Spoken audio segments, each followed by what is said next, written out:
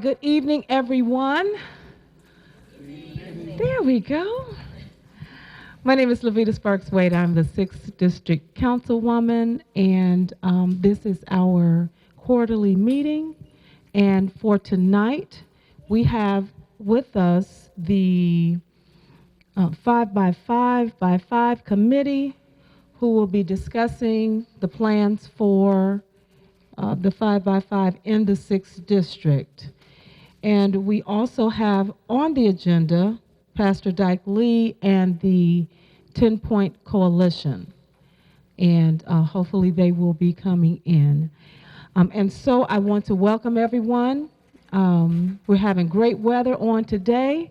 And that's see, when it's bad weather, it's an excuse. When it's good weather, it's an excuse. But I think we kind of did some spring cleaning and getting out on the day after Easter. I'd like to thank Mr. and Mrs. Blair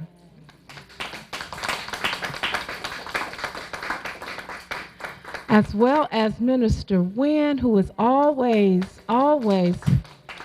helping around the Blind Social Center. We are here at 4955 Broadway in the 6th District. And Mr. and Mrs. Blair have been definitely a pillar in our community, and we would like to thank them for the work that they are doing here. This is a beautiful center, and they have transformed this formerly abandoned building to the site that it is to be a resource for those who are blind as well as visually impaired. That's the word, that's the phrase. Yes, absolutely. And if you all have not been here, you really do need to come by. They have a fish fry every first Friday. And you better call your order in. Once you get your plate, it's an excellent piece of fish. I don't know if I had perch or whiting. What did I have? Okay. So, yes, please make sure that you support the Blind Social Center. Like I said, every first Friday they have a fish fry. And what is your number here, Ms. Blair, that they can call? 980-0097. 980-0097. They cook fish and have some spaghetti and coleslaw, green beans. Okay, I'm getting hungry. In the meantime, I would like to pass the mic, and we're going to start on this end, and we're going to have each of the administrators from the City of Gary to introduce themselves as well as what position they hold. Good evening. My name is James Morris. I am the EMS Director for the City of Gary Fire Department. Good evening. My name is Mark Jones. I'm the Chief of Operations for the Gary Fire Department. Good evening. My name is Kenya Macklin. I'm Code Enforcement Manager. Good evening. LaShawn Brooks, Director of Constituent Services. Hello, my name is Rachel Caesar, Deputy Director, Public Works. Hello, Jackie Rosario Purtle, Interim Building Commissioner. Good evening. My name is Cedric Kirkendall. I'm the Demolition Coordinator. Good evening. My name is Mattie Fitzgerald Williams, Director of the City of Gary Recycling Department.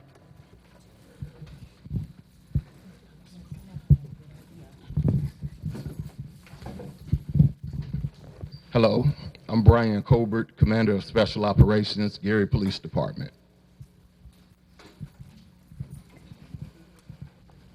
Good evening. My name is Nate George. I'm the Superintendent of the Gary Parks Department.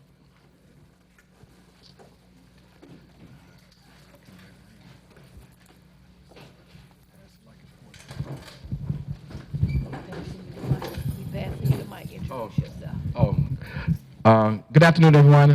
My name is Pastor Dyke Lee, pastor of First Tabernacle Baptist Church, and also the director of the Gary 10-Point Coalition.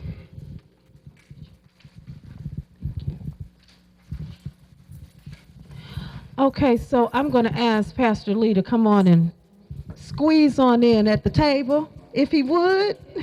Okay, it's enough room for everybody.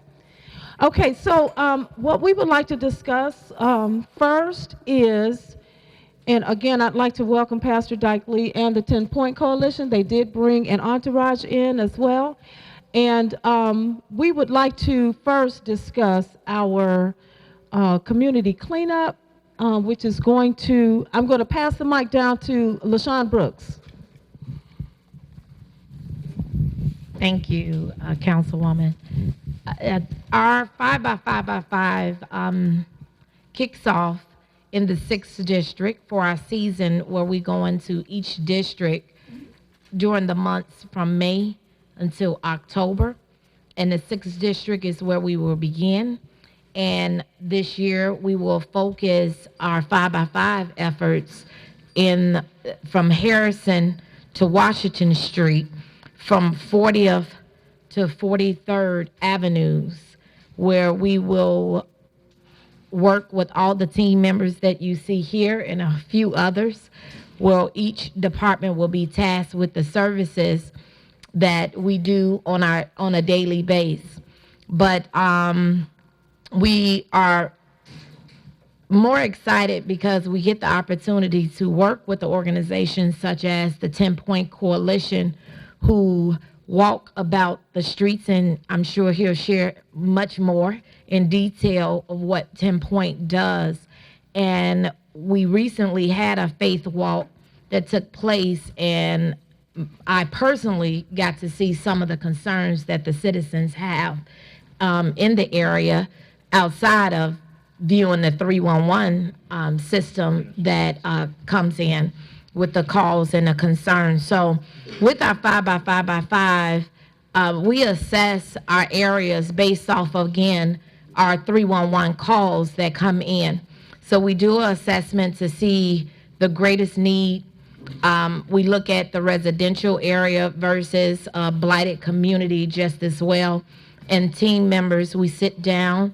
We have bi-weekly meetings where we discuss how we can go out and attack blight in our community. We strongly encourage the residents, please use our 311 system, and that is an application that you can easily download to any technology. That is Gary 311 is the app name, no space, just Gary 311 is a user-friendly app, 3 steps. It will pinpoint the address for you, or it can even be simpler than that, and you just call Monday through Friday, 881-1311, and share your concerns with us, and we will generate a ticket for that as well. So I'm not sure if you want us to start taking questions about Well, the cleanup. do that. Why don't we go ahead and merge Pastor? Okay.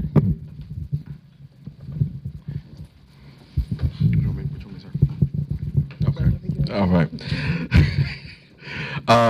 Once again, good afternoon, good evening to everyone who is present, to our 6th District Councilwoman, Ms. Levita Sparks Wade, and to all the Gary City workers, and to our chief and deputy chief that is here.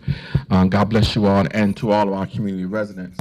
Once again, I am a part of an organization called the Gary 10 Point Coalition. A lot of us ask, well, what is the Gary 10 Point Coalition? It's actually an organization that has been in Gary before, but we have brought it back to life once again. What we do is we are a team that are boots on the ground. We are the ones that actually are in the community, in the neighborhoods, in the residential districts, knocking on doors, engaging with youth and young adults. Our target population is between the age of 16 to 24. We work with them, we show them and introduce other opportunities besides gang activity, drug activity, or if it just may be social issues that they're dealing with in the community. We help them to identify what some of those barriers are within their lives, and we get them linked up into some of the services that are already in place within the Gary area. We've made several referrals to the workforce, Work One development. We've made referrals to the Excel program here throughout our city, and we do whatever we need to do to help engage our youth and young adults into getting off the streets and finding other alternatives to whatever's going on in their life at that moment. One of the ways that we're able to do that is we have a dedicated team that is focused on helping, focused on engagement, and we have a team leader, Apostle Laniel Lockett, who is our team leader, sitting right over here. And we have another pastor in part of our team, Pastor Robert Cornelius, who's pastor of the Covenant of Gary Church here in Gary, Indiana. And we're just excited about all the team members that we have that are part of us. What we do in the evening and at night is we're just right there where the youth and young adults are. We go into the residence, we hang out at the gas stations. We are the ones that's walking around in your residence, in your neighborhoods, down your streets with the yellow vest on, talking to you and asking, what is it that we can do to help? And one of the things that we've also been able to do is identify with some of our residents some of their own personal needs. If there's issues that they may be having, we are able to direct them as to where to go get some of those services at. We refer residents to the 311 app quite a bit. So whatever we need to do, we're making sure that we're there in the community to get it done. And we ask for the community support. I want to take this opportunity also to thank our Gary Police Department that has been giving us some great support in helping us to do our job, to keep us abreast on certain things, and we thank them for that. But we do seek the support from all of our Gary residents to help us engage our youth into making better decisions and to getting them into places that are more healthier in their life. So once again, I want to thank you, and God bless. Amen. All right. Okay, so now we are going to open up the floor for questions from you can add, these are the people that you need to ask those questions to. Okay, everybody here is in charge of something. And oftentimes when we talk about dumping in our area, when we talk about sidewalks, when we talk about demolishing abandoned buildings, these are the people who take care of that and have the authority to do so. So if there are any questions from the audience. Yes, sir. And we're going to go ahead and pass this mic. I don't know if that's going to reach that far. My question is about the 5x5. How long has this been going? I mean, how long have we had 5x5? 2012. Okay, my next question is, do you revisit the areas that clean up? Actually, a 5x5 is, and any cleanup efforts that the city does is us coming in and with the hopes of working with the residents to keep that sustainable. So because of our resources and being limited, and we don't want to be able to have to come back and do something in a neighborhood with hopes that the neighborhood will maintain. So one of our goals is to generate block clubs in that area. And we try to gain resources for that block club to assist them with keeping that sustainable with a beautification project of some sort. Okay, the reason I asked that question, I live at 51st in Washington. 52nd Avenue, I don't know how to describe it. I mean, it's ridiculous. They've cleaned it up. I don't know how many times. I have to give the city credit for that. They've cleaned it up, but it's not doing any good to clean it up because there's no enforcement. I mean, I think cameras would be a great thing to put up, and the people that's dumping will have to pay for that dumping. You know, the city can have them pay for all the efforts that they put in when they catch them dumping. And it's not only city residents, people come from outside the city and dump. But it's not gonna do any good to go in and clean it up when they're gonna come back and dump it again. I think it makes very little sense. You know, I've cleaned up a lot of the area myself in 50th Avenue, and go back 2 weeks after, and it's just as much garbage on the street as it was when I cleaned it up. So these efforts, I think, are not doing any good, in my opinion. Sir, I would agree. And one of the reasons, and I'd just like to introduce all of you to a cleanup initiative that has been launched through the city, through the Department of Public Works, called Love Your City, Love My Block. And what it is a fully integrated approach to a community cleanup. And whereas LaShawn is 5 weeks in a 5-block radius, using, and if you've been in Gary for a long time, you remember the old zone cleanup initiative where folks could put out bulk items. So what we did was take that template and build it out to include cleanup as well as pick up those items. We just started in our first route the beginning of April.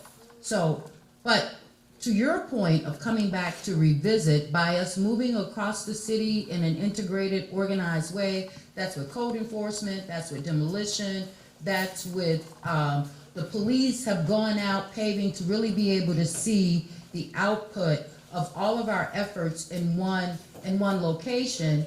This allows us to visit at least every area, every zone in the city of Gary at least twice, hopefully a third time. Also, this initiative will complement and supplement some of the other community neighborhood programs that are already happening. And that's the goal. And to your point, and you're absolutely right, we clean up an area. Sometimes we feel like at General Services, we're just creating space for more dumpers. And everybody at this table knows that it's more than just the dumping itself. There is a culture in this community that needs to be addressed. And from a policy standpoint, and I'm not running for anything at this table, we have to begin to address the underlying issues that lead to this kind of behavior. And they're the basic ones. They're the poverty, they're the education, under education. So I think, and what we're trying to do is to, which is why this organization is at the table, but to have a more holistic and realistic view about how we can approach this in our city. So to your point, very simply put, we will be going in each zone at least 2 times. Yes, sir. When I said, do you revisit the area, I don't mean do you come back and clean it up again. Sure. That's not what I'm referring to. No, I understand. I'm referring to the fact of you going back checking to see that the same thing is taking place. Oh, we're well aware. And you know, nothing is gonna happen until you catch the culprits and stop it. I mean, it's a wasted effort, in my opinion, this is my opinion, that you go and keep cleaning up the same area, and basically the same dumpers come back and dump again. Sure. And if you don't put somebody out there to catch them, either cameras, I've gone through garbage. I don't know if code enforcement does that, but I've gone through garbage and found names and addresses and turned it in. I don't know if anything happened to it because I haven't heard from it. Sure. But I take the initiative to go out, and I would hope that code enforcement would do the same thing, because the majority of the dumpers are idiots. I mean, they have their addresses, they have letters, they have everything in their garbage that they go and dump. Sure. And then you'll find a lot of them live around the corner or 2 blocks away. I agree, and Jackie can speak more to the enforcement piece, but I can tell you in the zone where we started, we have made a number of not only citation, people have been caught dumping in the act, as well as going through the debris to be able to track down who these folks are.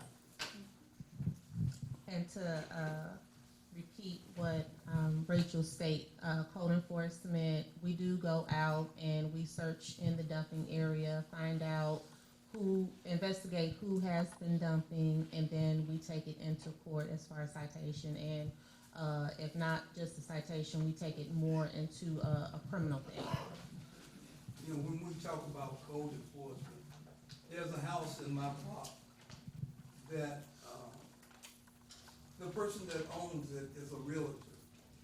He never does anything for it, and my neighbor and I was cutting the grass, and he sent us a letter, a cease and desist order, to stop cutting it.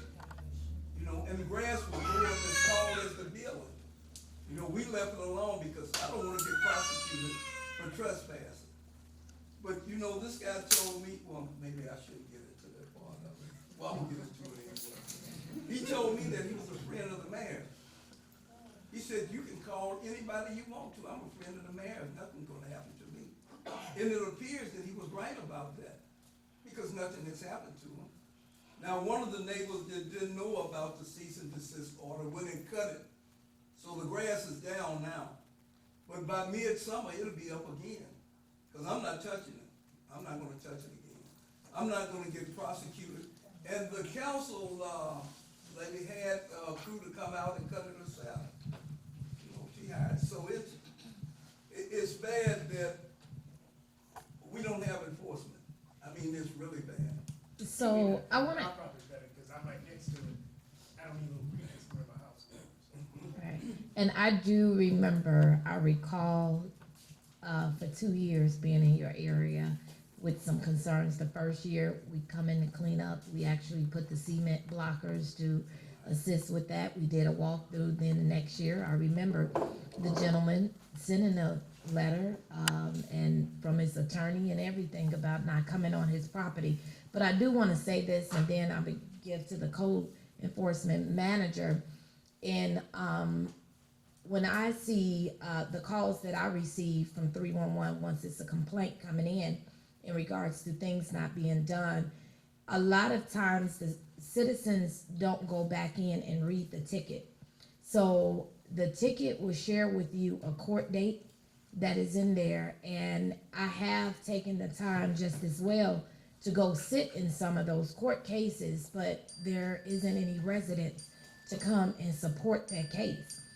And we really need that. And I do recall that one. I don't know the ticket right off, but I remember that going into our law department about that case right there. But I do advise everyone, go back, read your ticket, so you can know in your 311 what, before it closed, they have to give detailed information. So if it was a citation was done when it's court, because it's open court and you have the right to attend court. When the inspectors go out, and if your information is in 311, they do update that ticket and give you the court date, the resolution. Any information that you have, you can call back in, speak to the inspector themselves. Last year in the 6th district, I think it was 355 properties that were cited. So the inspectors are out here. They love to catch illegal dumpers, so they do go through the mail, the garbage, and once we serve our citation, it's also taken through the prosecutor's office as well, so the dumpers are prosecuted.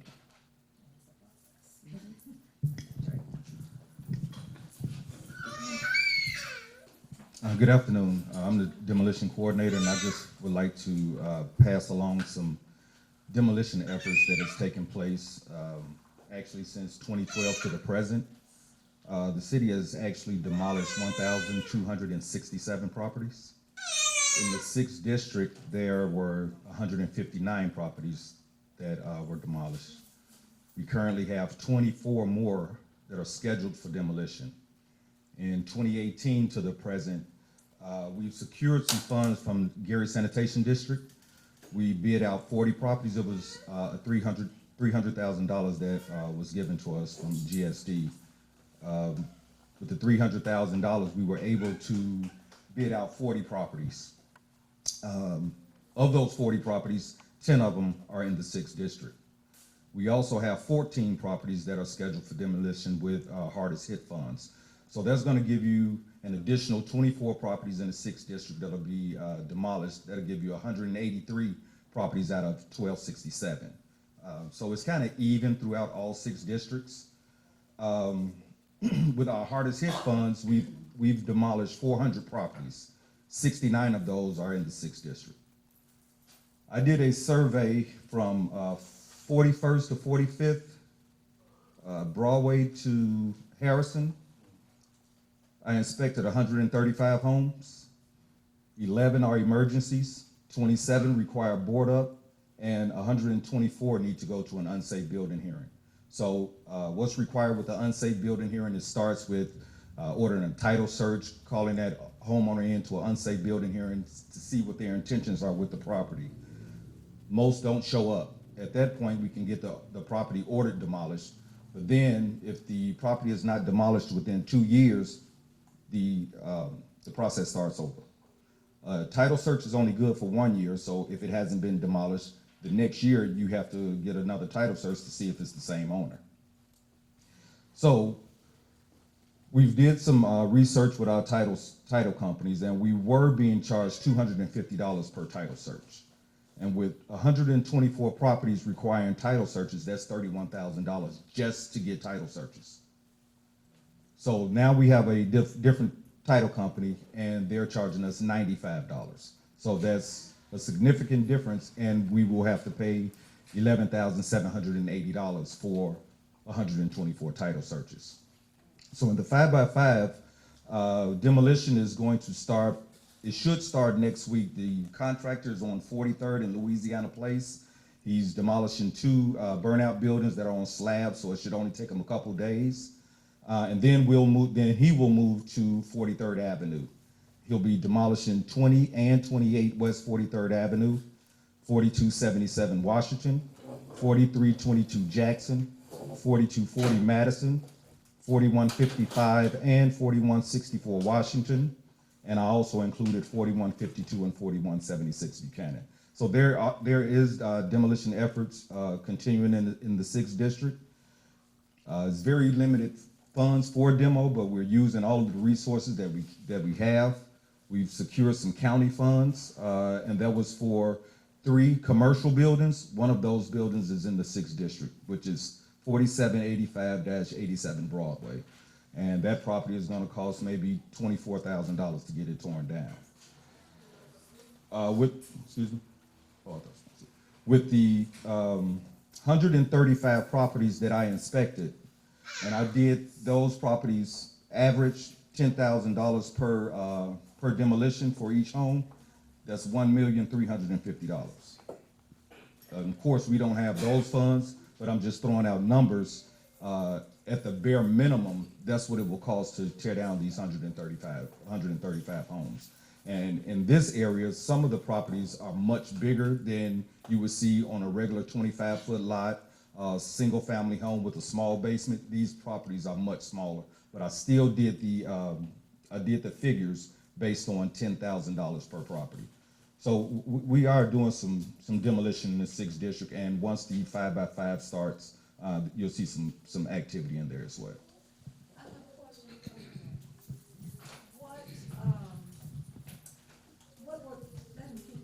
What boundaries were those from 40? Can you do the boundaries again for me? As far I went as, from 41st to 45th, and from Broadway to Harrison. Broadway to Harrison. Okay, so nothing on the east side. No, this was just a 5x5 Just for the survey. 5x5. Yes. Okay, okay. 41st to 45th. Okay. Sir, where can we get written access to this information you're giving us as citizens here? After the meeting, if you give me an email address, I'll provide it. Yes, sir. I had a quick question. Good evening, everyone. I'm Jackie White. I'm actually running in the 6th district to be your next councilwoman. Oh, okay. I work very closely with Cedric, Mark Jones, in regards to municipality set aside program. Where is that now? Is it still active? Yes. Okay. And we have we've torn down probably 6 properties Okay. with the set aside. Okay. So, as a matter of fact, for the next 30 days, our in-house demolition department will be demolishing homes for citizens that want to pay for the cost of demolition. There's 2 set-aside properties in that, and the other 4 or 5 are just citizens that want to retain ownership of the property, so they're going to pay for the cost of demolition. Okay. So we've started that last week. So the duration of this month and maybe through the middle of May will be tearing down properties. Like that. So for the residents that don't know what municipality set aside program is, it was a law that was introduced about 5 years ago. for burnouts. So say you're a real estate investor, you have a portfolio of 10 properties, and one just keeps getting vandalized.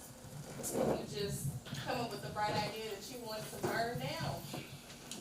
And the property is worth $25,000, but you have an insurance policy that's worth $100,000. It's something that happens every day. However, the city said, just like Cedric mentioned, there's not enough money for demolition. So if you get to walk away with 100% of insurance proceeds, you have to, by law, give the city of Gary 10% of your insurance payout that goes directly to demolition. Okay, thank you very much for that explanation. And we do have one question in the back, and then Mr. Basil. Okay, we were talking about demolition, getting rid of all the houses that are messed up. But what type of preventive do you have before the houses get destroyed, get messed up, where they have to be torn down? Is that any kind of preventive? Because some people move out of their homes, and the houses be good when they move out of them, and they sit up so long till they deteriorate. So is there any kind of preventive before the houses get so they have to be destroyed?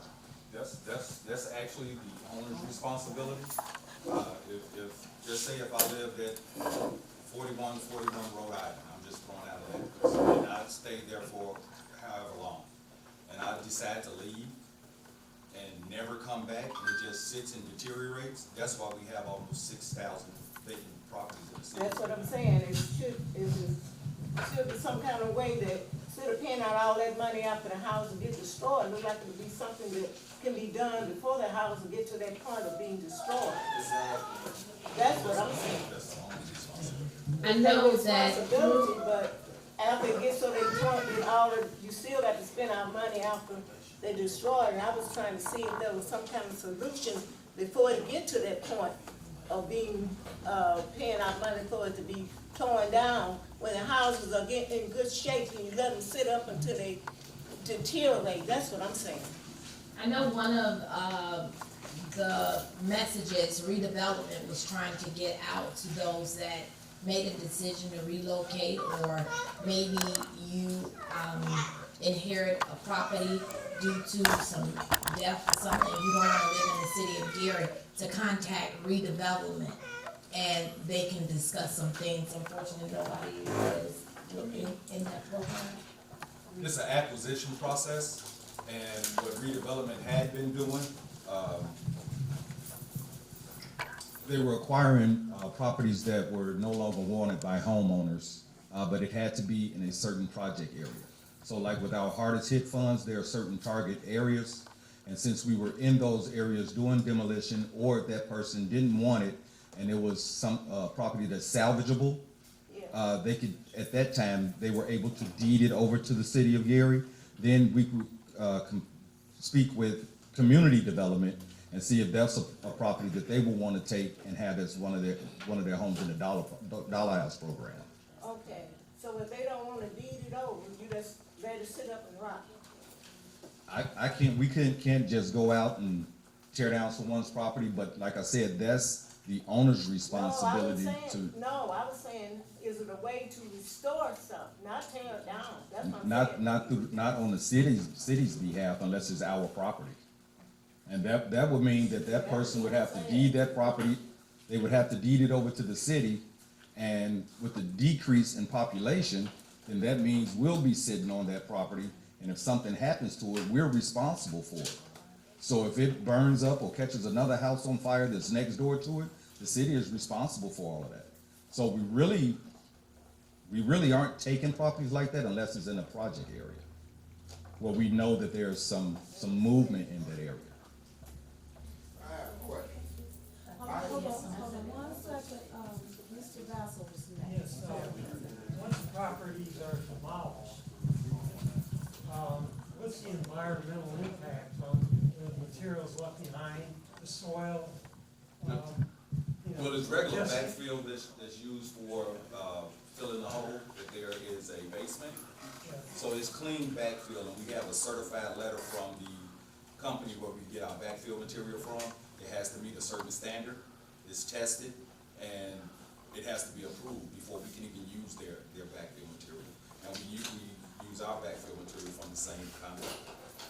So it's not contaminated soil, we don't use clay, we use a sand, light gravel, dirt mixture. That's your typical backfill. Unless someone specifies that they want all black dirt, it's extremely expensive. And the follow-up question is, what do you do with the materials that could be recycled? Well, we did have a deconstruction program. We deconstructed 12 properties in the city.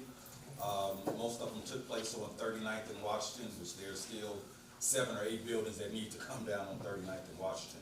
But we deconstructed those properties, and we haven't done deconstruction since 2017. I think that's when it was deconstructed. But that's something that would have to go through redevelopment. I'm not really involved with the deconstruction process. Yes, sir. Okay, to start with, my name's Larry Myers. I have a company called AAA Lawn Care. We got bad problems here. As the lady was talking, the houses that's being torn down and the property sits there and overgrows. I live on Carolina Street. I had 3 houses that was torn down on one side of my place, another house that was torn on the other side. Them properties grew to literally like 12 foot tall with weeds. I had took my time to go over there, knock all that down. I have a whole corner there, so it's literally, and then we have a daycare center across the street. 50th in Carolina? 50th in Carolina? Yes, you know that's property right there. Okay, I've been mowing that for the last 3 years. Now, I can't stop dumpers, you all know this, we all have a problem with people that sneaks into the alleys and do their dumping through the night. I've got piles right now where I've kept our alley clean, because if the fire department was to ever come and have to put out a fire, the fire hydrant is off of 50th Street, so they're gonna run it down through the alley. I know what they'll do. So, with all this trash that's being piled up, and I mean, not just me that's done this, there's been other people that's done this as well. It's getting carried away. This is getting totally carried away. I'm looking at properties that the city is taking care of, that do not touch it. Totally do not touch them properties. And they're overgrown. Now, what happens to the guy that's living next to me over here, and he's got 3 abandoned houses, raccoons, whatever's living in the inside of it. They come, they knock it down, and then they let the weeds just overgrow in it. I've got a solution to this for the city. I would like to step into place on a lot of these abandoned houses that either belong to the city, which we do have some that the city owns. I've checked this out too. But I just got a ticket from someone dumping in the alley, and I piled it up. And through the cleanup system that Gary puts out for the alleys to be cleaned up, I'd love to show you a picture, which I didn't bring my phone. I'd love to show you a picture of what the employees of Gary did. They pushed on one of the properties that I take care of. They took what came out of the alley and took a tractor and pushed it all up against the tree, and that's where it's been for the last 2 years. I'm getting tickets to the day, right now, for them piles that the city has done. That's one of my complaints. 2, I live 3 blocks away from a park that gets mowed twice in a year. You got kids all throughout every one of these neighborhoods around here. Do they really need to be in weeds up there to get to playgrounds and stuff this high? No. My solution is I'd like to work with the city to create a little cleaner Gary, because if we all want to clean up Gary, it takes all of us, not one. It takes everyone. That's right. And as long as everyone wants to pitch in and do this, I think that Gary could come back to life again. Gary could be what it'd never be what it was, but we can bring it from what it is now to somewhere else. I also have another word. Okay, hold on. Let's take care of the first two first.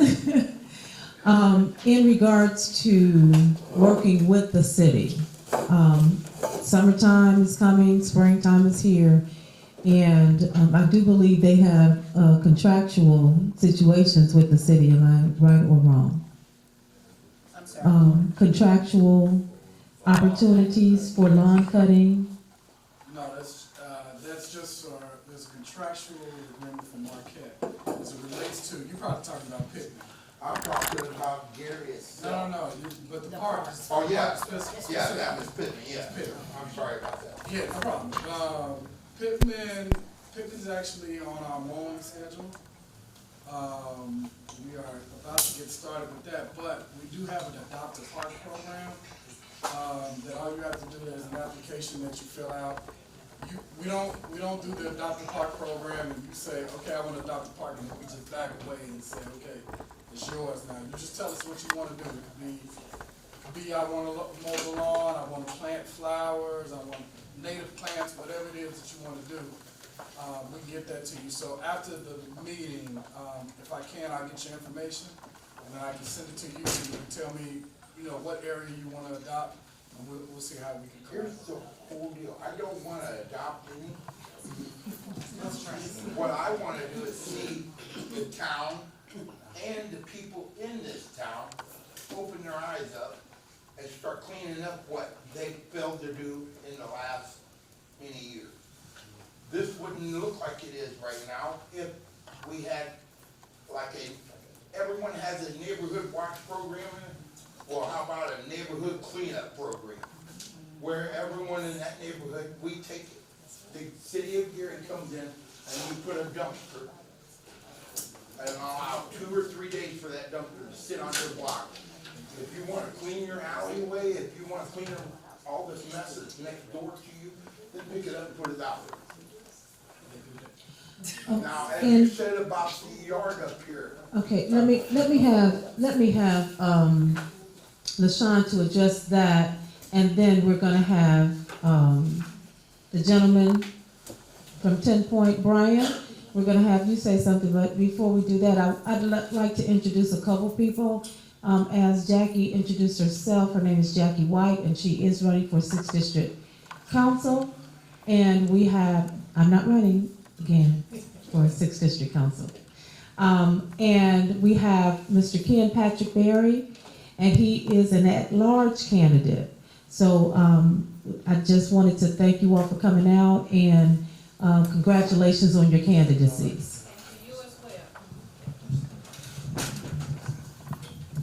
As far as I believe, I have a Vista in the audience, and she just patting her feet. She's so excited to hear what you're talking about because we have those programs, and would love to get your information. And it starts with what we call block clubs, and that is through the Urban League, which is located at the 3200 block of Broadway.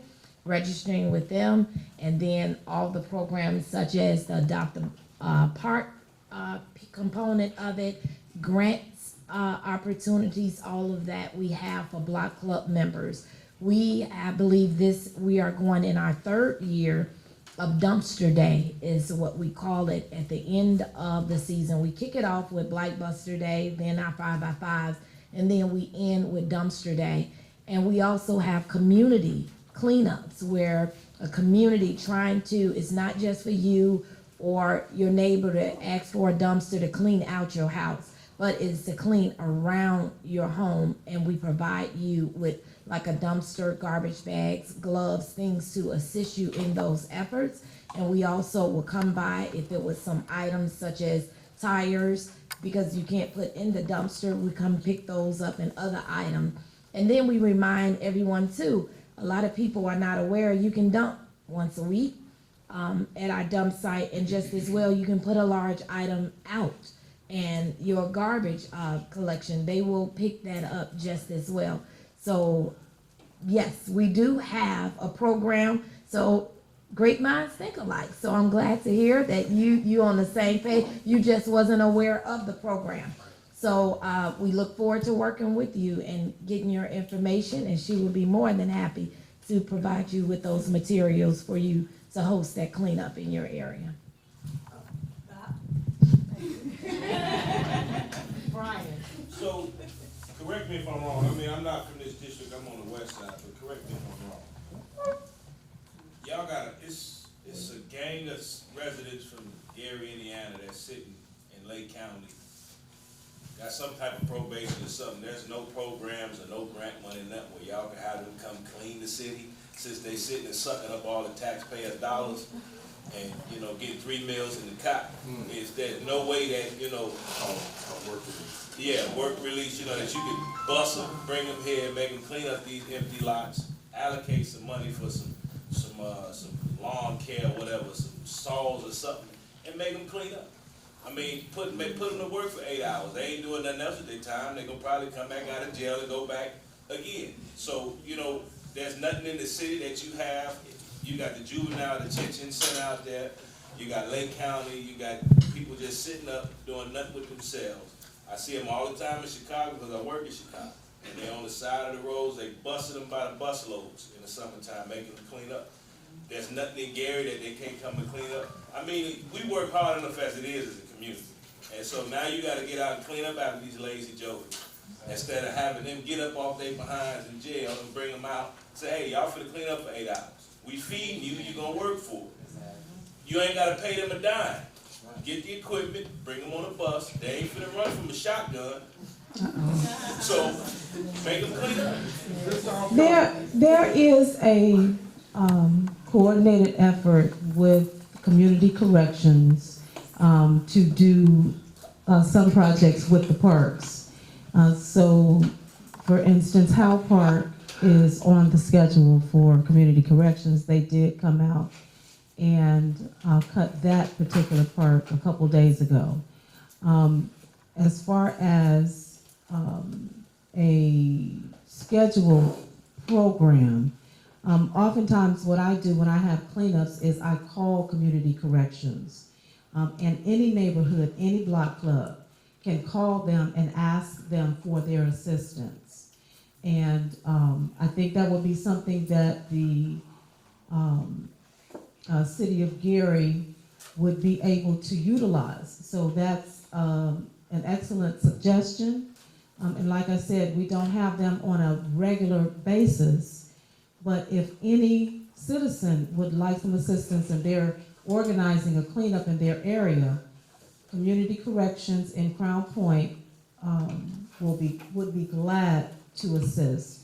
It is a program through the Sheriff's Department, and there's also one through the, what is it called? The Community Corrections Facility, Kimbrough Center. Kimbrough Center. Councilwoman, I have one question. Hold on, Sorry, just since campaign season has come up, it's made, I guess, national news. Colonial Gardens on CBS, they brought some cameras out there and stuff. On 49th? I'm sorry, yeah. 49th? So,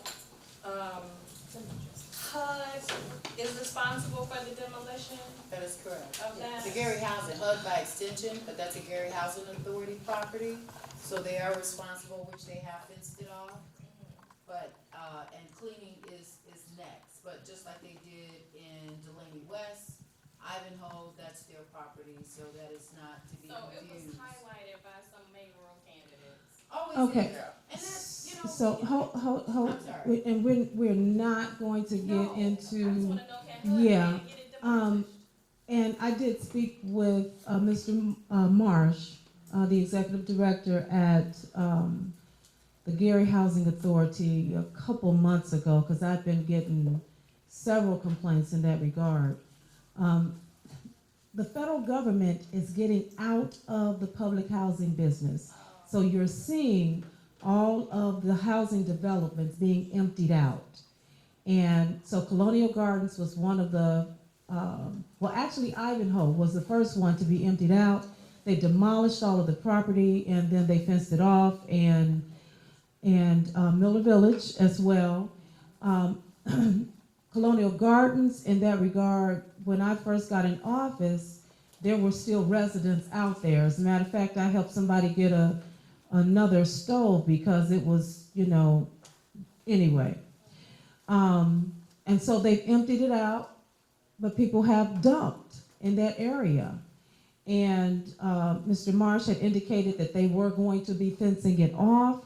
So I was glad to see that that happened, and they are in the process of cleaning it up. And again, from Washington, D.C., the federal government is getting out of the public housing business, and they're trying to transition into affordable housing. And so, like the project that was done in Hammond, Columbia Center, they demolished those properties, and then they turned it into affordable housing. And so you will see Delaney West has already been demolished, and they're going to be working on getting the rest of it out. Dory Miller is also being emptied out, and those folk are being placed in other residences. So, it's one of those things where you don't want to get into any political conversations, but it is an area of concern, especially for those in the 6th district that live over in that area and have to look at that garbage out there every day. So, but they are working on it. You got one more chance. I'm just, and you know what? And hold. I'm sorry. Okay, and hold on. You'll be able to speak with us afterward as well. And I think I spoke with you. Yes. Okay. So we're going to continue this conversation. I do have one thing to say about what she's asking. Okay. And as soon as I'm gonna sneak this in before Cedric gets the mic. But to add to, just so you can know, we do have a program with our city court. So those persons that are in our city jails, they do community service hours with us, with cleaning up, as well as through our school system. And also, I'll just add, while I have the mic really quick, that Gary Housing, to the councilwoman's point, they have community service requirements as well. So we are coordinating with them. Now, there's no prison system that has a work camp or anything around here that they release their inmates to come out and clean up? Because I've heard of that program and I've seen it, but I didn't know if the prison, what is it, Hobart, is that the prison, or wherever the prison is, if they don't have a program that lets some of the inmates that have ground clearance, meaning they can go off to the camp and go work. like we said, the community corrections is a part of the Lake County correctional system. Okay. And so they do have that, but they don't necessarily, there's no concerted effort to just do it in the city of Gary, for instance, okay? Okay, I just wanted to elaborate on the Colonial Garden project. We did a survey out there, and there are 78 Colonial Garden properties through Housing Authority. Tomorrow, we will be sending those addresses downstate to see if we can get approval to use their funds for the demolition out there. Now, the properties have to be in a certain condition. There's a SEM form, a site evaluation matrix form, and it goes on a point system. It has to, have the point system goes, it has to come, have a score of 82 and above. Whichever way we, broken windows and the gutters falling off and whatever the condition is, it has to add up to 82 points or more. So we're doing the site evaluation matrix now, and we should be sending that off to Indianapolis tomorrow. Maybe in a couple weeks, 2 to 3 weeks, we should know which properties were approved, or if they denied them all, or if they approved them all. So we should know that pretty soon, and if we get approval, then those properties will be demolished with the hardest hit funds. Once they get demolished, who's taking care of the properties then? Housing Authority. So they won't be our properties. That's who I'm gonna have to contact to see who's gonna keep the lawns taken care of. Well, no, for 3 years with this program, the city is responsible for the lawn care maintenance. Okay, now, for 3 So years. you would contact the city? Okay, and I said, we're gonna talk after. I'm not trying to hold everyone up. Everyone's got many questions and you have many answers. Absolutely. Pastor? Yes. I was told by a colleague that Concord was converted to section 42, and if that's true, what exactly is that? Okay, so there are two types of eligibility programs in regards to housing. One is Section 8, and one is the section, I think it's the Section 42. I'm not positive as far as the number is concerned. Both Concord and Woodlake Village were converted to and sold, the properties were sold to, and I can't remember the name of the company, but in order for them to do what they did, they are Section 42. We're just going to say that for the purposes of hopefully being right. And that changed the eligibility requirements. And so there were residents who no longer then met the eligibility requirements because Section 42 is a bit lower.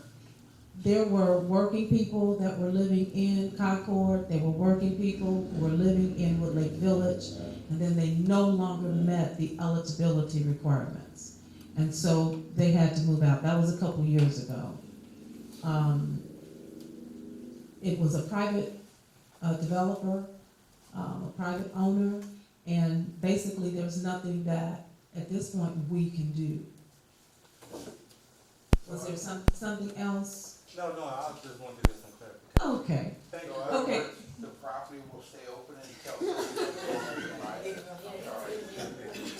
I mean, this is near my house, so I'm trying to follow. No, we were talking about Concord. Yeah, I know. Okay, Concord is not near your house? No. Okay. I bet. What's your name again? I forgot. My name's Larry Myers, AAA Lawn. Okay, Larry Myers from AAA Lawn Care. We appreciate you participating. We really do. And I want to thank everyone for coming out. We also have, we also have in attendance the former president of the Gary School Board, Mr. Antoine Clemens, and he is currently also a candidate for council at large. Thank you for your attendance, Mr. Clemens. Okay, Ms. Cheryl, did you have a question? Yeah, I have two questions. My first one is, what do you all do when people move out of these rented houses and they set all this stuff in the back and the landlord, because this is where I live at, it's been like over a month now, and the garbage man is not picking it up. So that was my first question. Second question, who do I call? Because my neighbor across the street, and this has been going on for a couple of years, he don't cut grass anymore. Now I cut across the street in front of his house. I keep all that cut because I have a riding lawnmower. But I'm not going to go in his yard, of course. But okay, so who do I call to report that? We ask that you report it to the 311 system, 219-881-1311. And if I could, what's your address? Where? 38, my address? Yeah, is there debris you said that hasn't been It's in the picked back, up? well, it's in the back of the house, my house, then like one house over. But actually, the address of that property is 3842 Louisiana. I'm sorry, could you repeat? 3842 Louisiana. Thank you. Okay. Any more questions? Yes, sir.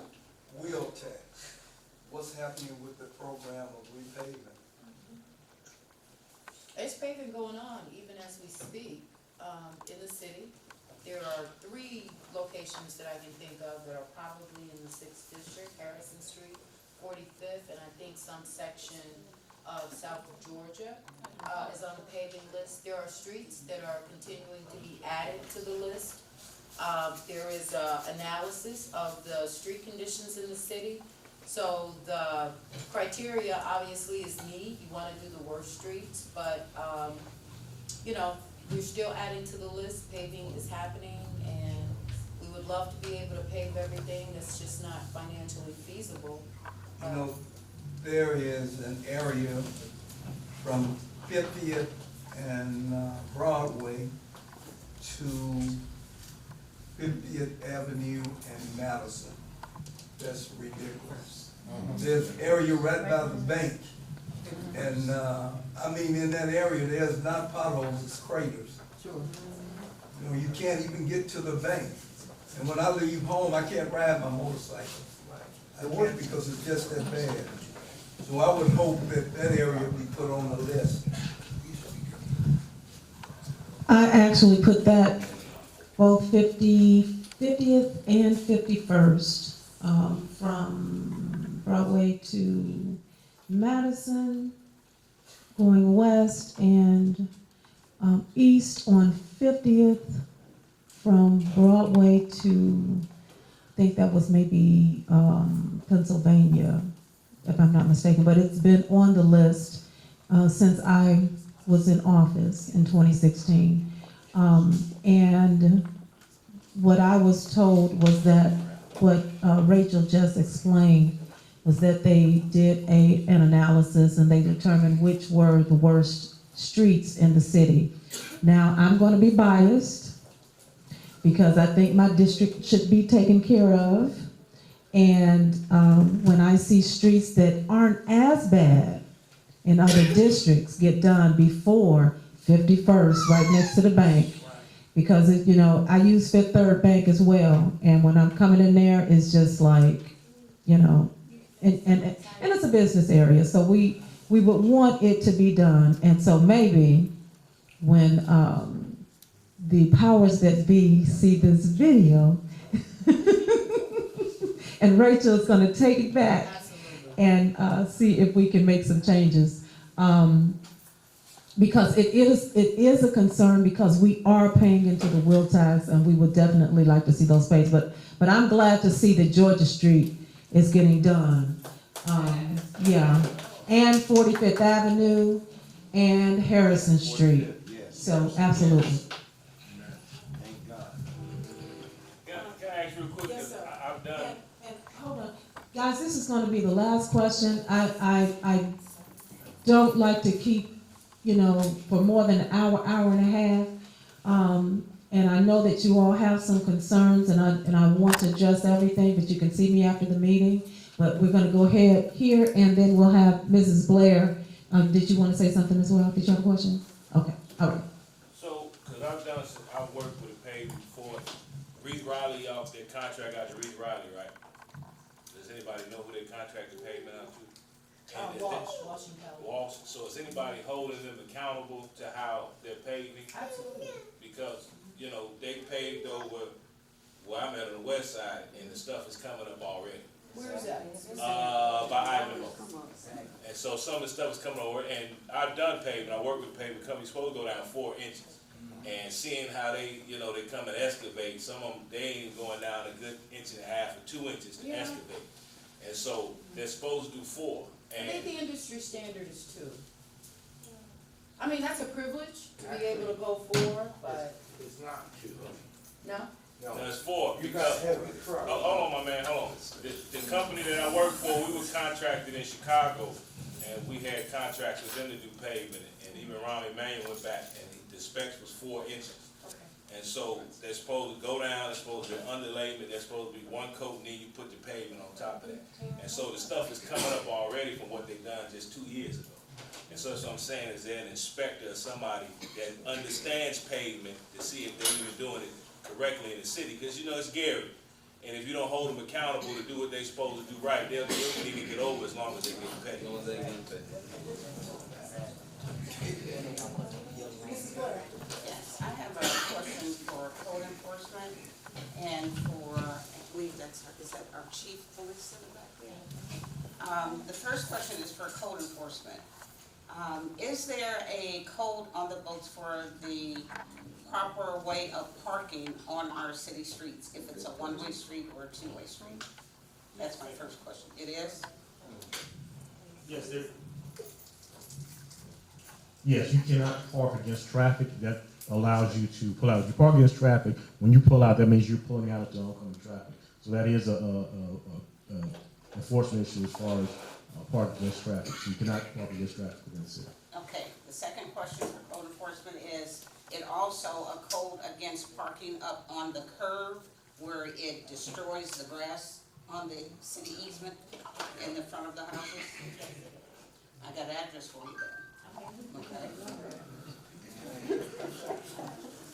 As well as parking on the grass. And other things. We'll talk. Go ahead,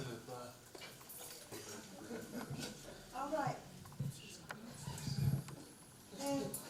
Again, we would like to thank Mr. and Mrs. Blair for having us.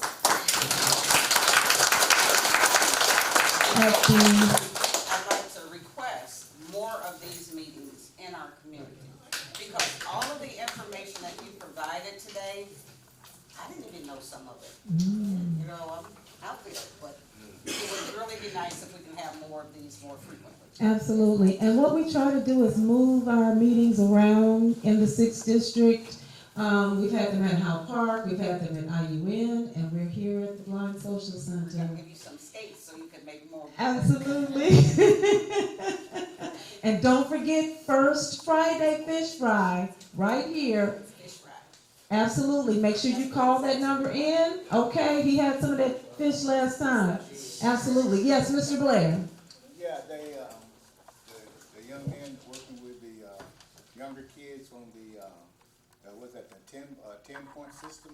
Yes, 10-point coalition. 10-point coalition. How far out do you guys come out? Do you just in certain areas or just in high teenage areas, or do you come out through all the neighborhoods? No, sir. Right now, our focus is on the entire section of the Glen Park district of Glen Park area of Gary. Since May of 2012, I'm sorry, not 12, since May 12 of 2018, we have covered the entire Glen Park section of Gary. So we're on our second round, but we do currently frequent a lot of the places where youth engage, where they hang out, whether it be homes, whether it be gas stations, and that's what we are. We the entire area of Glen Park. Yeah, but I know there's an area around my place there. I mean, it's kind of, and I know it's our residents' children that just doesn't have the decency to go find somewhere to go relieve themselves rather than pulling themselves out and urinating down the street. That's how much they feel about where they live. And that was just a few days ago, and that was just, just horrendous for these young people just to walk around and do stuff like that. No home training, and it's just public indecency. Just to pull yourself out walking down the street and relieving yourself. I mean, we have to find something for these young people to do and to be taught about what it's like to have a decent city and some decency. So I know we got a lot of work to do. Even my wife has even caught people dumping on 51st and sending in license plates. And these places are no disparagement of the guys that's here from Chicago, but we do have a lot of Chicago residents coming over here dumping in our area. The other thing that I was sitting there thinking about, it's like when people mention cameras, it's like a taboo to mention a camera. In the high dumping areas, I think cameras would be really efficient and people to know that these areas are being monitored. You'd have a lot less of people just coming in dumping when they know they're being watched. So when we talk about cameras or mention cameras, people clam up. And what's the deal with the cameras? I mean, you can't put cameras out. They do the red lights for traffic. I mean, why can't they do something for these high dumping areas? In the alleys and stuff. And the alleys and stuff, and these high dumping areas. I mean, if they know that they're being watched, they'll go somewhere else. Preferably in their own backyard. You said something, Mr. Blair, a little earlier. I do want to address that very quickly. And I'm going to address it in two ways. One, I'm going to address it as a citizen of this city for the last 55 years now. And I want to address it as a pastor of this city and as an educated man and product of this city. But we sit back and we put a lot of problem, like emphasis on our young people. When we know ourselves, that's our problem. We cause this. What we're seeing now is not a problem that has developed in the last 10 years. This problem has been developing since the early 70s. I remember when. It ain't been that long ago. Our problems is not going to get resolved overnight, but it's not going to get resolved by pointing fingers.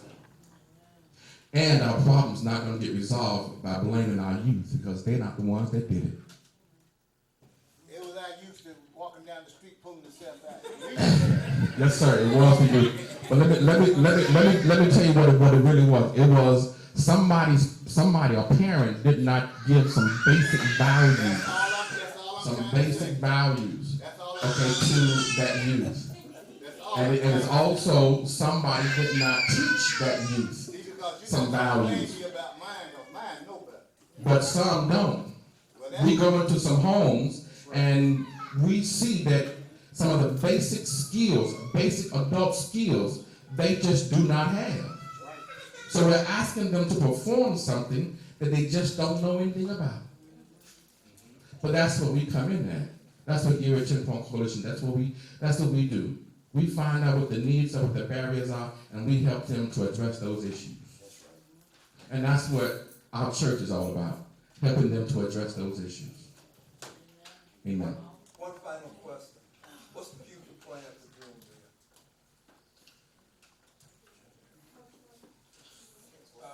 Currently, Junedale has been adopted by Bentley Ellis. If you've been by there, he's done a ton of work to the baseball field.